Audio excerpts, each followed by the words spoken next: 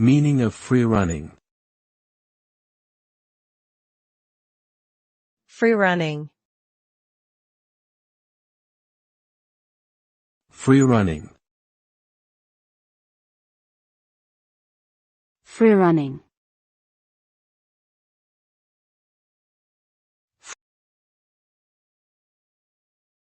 Freerunning is a form of physical discipline and athletic movement that combines elements of gymnastics, parkour, and acrobatics.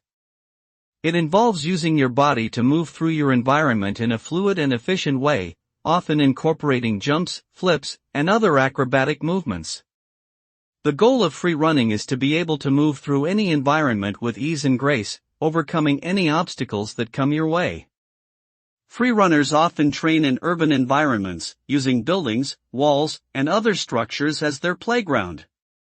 It requires great physical strength, coordination, and mental focus.